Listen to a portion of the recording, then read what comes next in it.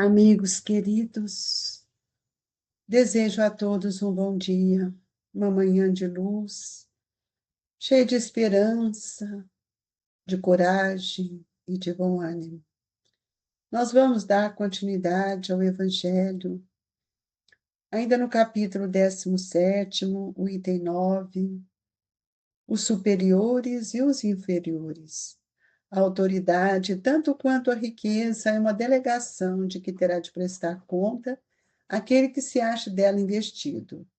Não julgueis o que lhe seja ela conferida, para lhe proporcionar o vão prazer de mandar, nem conforme o supõe a maioria dos potentados da terra, como um direito, uma propriedade. Deus, aliás, lhes prova constantemente que não é nenhuma e nem a outra, pois que deles a retira quando lhe apraz. Se fosse um privilégio inerente às suas personalidades, seria inalienável. A ninguém cabe dizer que uma coisa lhe pertence, quando lhe pode ser tirada sem seu consentimento.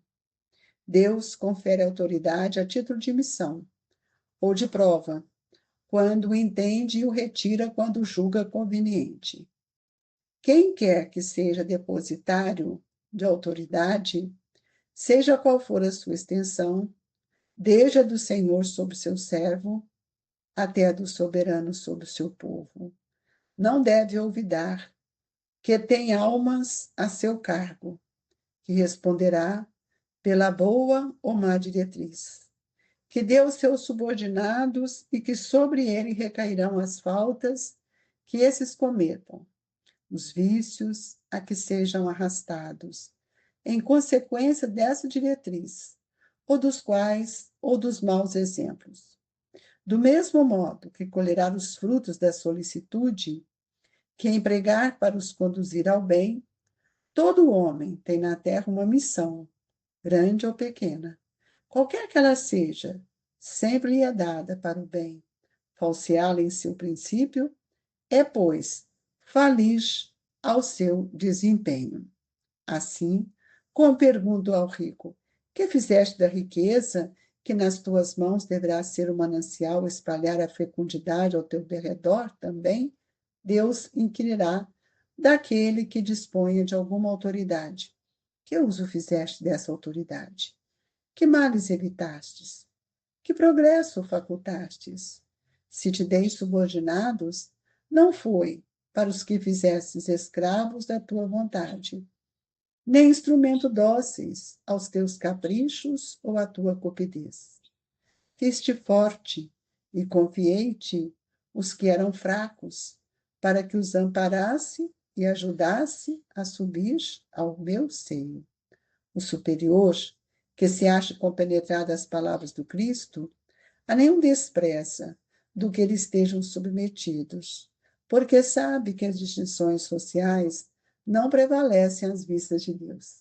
Ensina-lhe o Espiritismo que se eles hoje lhes obedecem, talvez já lhe tenham dado ordens, ou poderão dar-lhe mais tarde, e que ele então terá tratado conforme os haja tratado, quando sobre eles exercia autoridade. Nós convidamos a todos a orar, refletindo nessas lições tão pertinentes aos dias de hoje e a nós mesmos, rogando aos benfeitores amigos que nos auxiliem a fazer essa leitura íntima, tirando as vedas dos nossos olhos, para que possamos compreender verdadeiramente quem somos, como agimos e quais as dificuldades que cada um de nós carregamos, muitas vezes mergulhados nesse materialismo que nos consome, nas ilusões que nos corrompem. E assim, Jesus, sob a tutela do seu amor, queremos crescer, queremos aprender para nos tornarmos seres melhores. Que o Senhor nos agasalhe hoje e por todo sempre. Que assim seja. Essa é uma lição, amigos, que nós precisamos refletir muito, os superiores e os inferiores. Eu gostaria de dizer-lhes que, ao meu ver, aquele que poderia ser o superior, não foi reconhecido, que foi Jesus. Jesus esteve aqui conosco como governador do planeta Terra, enviado por Deus, um espírito que veio para ser modelo, guia, que veio como mestre para nos ensinar. Em momento algum, ele se colocou acima do Pai. E por muitas vezes ele afirmou que ele e o Pai eram um só. Então, essa autoridade que nós queremos ter é uma autoridade tão passageira, porque se nós analisarmos bem, nós somos o filho pródigo, nós retornaremos à casa do Pai. E de que forma nós temos utilizado todos esses recursos que estão dentro de nós, como a nossa inteligência, o nosso pensamento, a nossa vontade, nossa consciência, como é que nós estamos trabalhando com tudo isso para mudar esse complexo energético do nosso pensamento, do nosso perispírito? O amor para amar, meus irmãos, ele é o maior prodígio do mundo. Quando eu amo verdadeiramente, eu não me coloco como superior, muito contrário. Eu vou emparelhando os meus pensamentos com aqueles que caminham conosco, considerando que cada um de nós temos um conhecimento, cada um de nós temos um tempo, e cada um de nós também temos experiências na vida. Nós, às vezes, desconhecemos que o Evangelho nos fala da missão. Qual é a missão de um pai? Qual é a missão de uma mãe? Isso não está no outdoor da cidade. A missão é algo que move dentro de mim o desejo de fazer o bem, o desejo que vem na completude das nossas ações. Muitas vezes nós temos falseado esse princípio, porque nós ainda estamos errando, falindo nos nossos desempenhos. Quando a gente fala em missão, as pessoas acham que nós teremos que ter uma missão grandiosa, uma missão que todo mundo reconhece. Não. A missão, ela é de cada um. E cada um de nós temos uma missão aqui na Terra. Nós não viemos, nós não reencarnamos para passear. Nós reencarnamos para desenvolver as potencialidades do espírito. Então, a ninguém cabe dizer que uma coisa lhe pertence, quando lhe pode ser tirada sem seu consentimento. Quem é dono do meu corpo? Sou eu? Faço dele o que eu quero? Até quando? E quando a morte chega, eu não sou dono dele mais. E as construções que pude fazer por meio dele, eu perdi tempo. E Deus confere autoridade a título de missão. Eu tenho uma missão como cristão. Eu tenho uma missão como espírita. Eu tenho uma missão com aqueles que caminham conosco.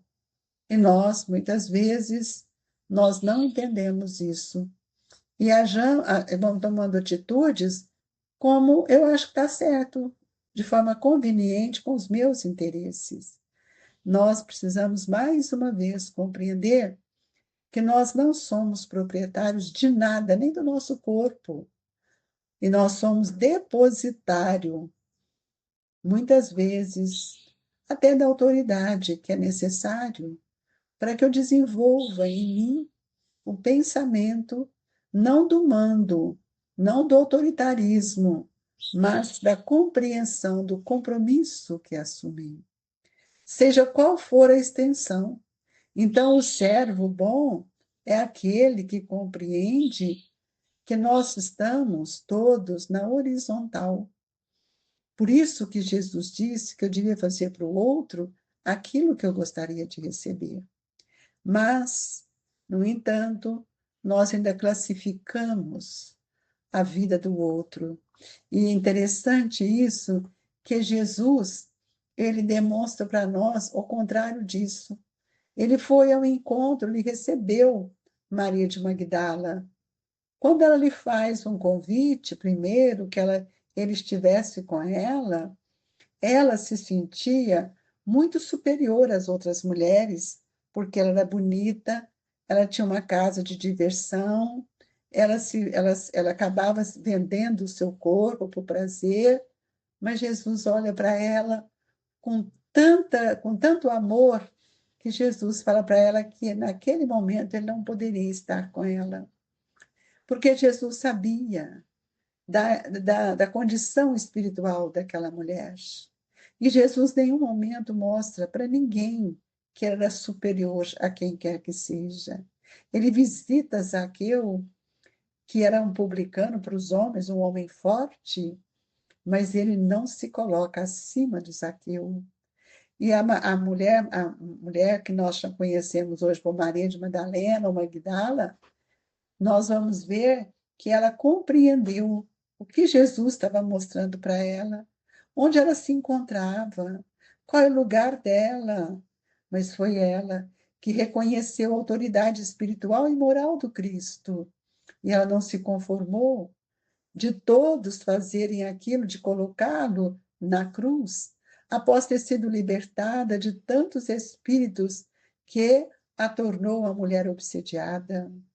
E é essa mulher do mundo, do prazer, que Jesus nomeou-a para ser a embaixatriz da imortalidade, porque Jesus escolheu ela. Jesus escolheu os discípulos primeiro, escolheu ela, para que ele pudesse mostrar para nós que não existe essa superioridade que nós estamos mostrando. Ele podia ter procurado Caifás, ele podia ter procurado o alto sacerdote. Não, ele procurou aquela mulher que havia compreendido o seu estado espiritual e a sua condição. Então, amigos, é preciso compreender que o amor para amar, ele cria o maior prodígio do mundo. Foi o que aconteceu com Maria de Magdala. Quando Jesus diz para ela, Maria, é preciso imolar-se, é preciso esquecer de você. E nós vamos ver que o Cristo, que era o superior, ele não escreveu nenhuma página, ele não deixou nada escrito, e nem uma frase. A única coisa que nós sabemos é que ele escreveu uma frase curta na areia, quando ele foi defender a mulher sofredora, aquela mulher que foi pega em adultério. Mas, na areia, o vento apaga e nada ficou escrito. E nós vamos ver que Jesus ele não participou em momento algum das administrações públicas, mas, com a simplicidade e a grandiosidade do seu espírito, ele solucionou com simplicidade o problema do relacionamento entre governantes, governados, quando ele mostrou para a humanidade o que era isto: dar a César o que é de César e a Deus o que é de Deus. Então, Jesus, ele não fez um discurso para criticar ou para fazer qualquer pedagogia. Ele não fez isso. Ele trouxe a paz, a esperança, a felicidade, para que todos pudessem compreender quando ele fala do perdão das ofensas, quando ele nos mostra o caminho, eu sou o caminho, a verdade, a vida. Jesus não militou na medicina e curou tantas almas, libertou tantos espíritos. E aí nós vamos ver que quanto nós somos pequenos diante de Jesus, mas ele nos convida a compreender os seus ensinamentos. O superior, que devia ser superior em todos os cantos, hoje não está sendo superior, porque a humanidade já esqueceu o Cristo. Fala-se nele pelas religiões, por várias crenças, mas dificilmente vive o perdão. Dificilmente vivemos o amor. Dificilmente deixamos de desprezar aqueles que estão submetidos algumas dificuldades. Nós damos muito valor para as questões sociais, mas nós esquecemos de que, à vista dos olhos de Deus, todos nós somos seus filhos. Mas o Evangelho diz que os superiores têm deveres a cumprir, o inferior, de seu lado, também os tem, e não menos sagrados. Se você é espírita, sua consciência ainda mais imperiosamente dirá que não pode considerar-se dispensado de cumpri-los. O espírita precisa dar exemplo, vivenciar o evangelho. Não que ele seja melhor do que o outro, muito pelo contrário, mas ele tem um conhecimento que imprime na consciência dele este papel. E nós temos visto a negligência, só querem a aparência, é aquilo que Paulo fala, né? Se eu não tiver caridade, nada vale. Então, as aparências hoje são exacerbadas. Nós temos visto isso em grandes oradores, em grandes pessoas cultas, querendo like nas lives para poder ter muitos seguidores. O que é isso, gente? Será que isso é sentir superior ao outro? Então, quem somos diante de Deus, superior ou inferior?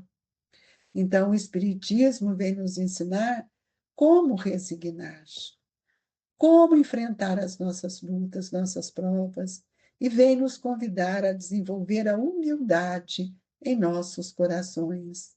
Então, deixemos de lado toda essa vaidade que vai cair por terra, porque quando retornarmos à casa do Pai, nós muitas vezes não somos agraciados com aquilo que estamos pensando. Então, nós somos solicitados a todo dia a cumprir com o nosso dever, mantendo a nossa fé na certeza de que estamos amparados pela bondade e a misericórdia de Jesus. Que Ele nos abençoe.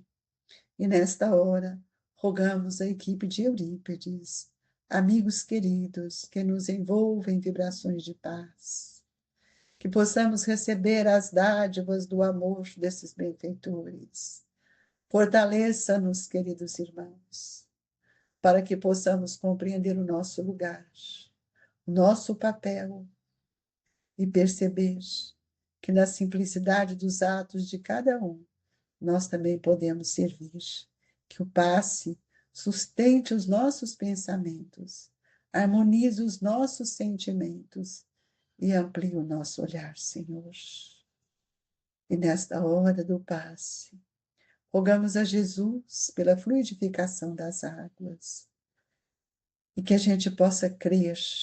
Crer é compreender, é refletir em tudo aquilo que estamos fazendo. Que o Senhor nos abençoe e que o Grupo Espírita Esperança e Caridade, Colégio Allan Kardec, possa envolver seus espíritos amigos com as vibrações do amor e da caridade. Que assim seja.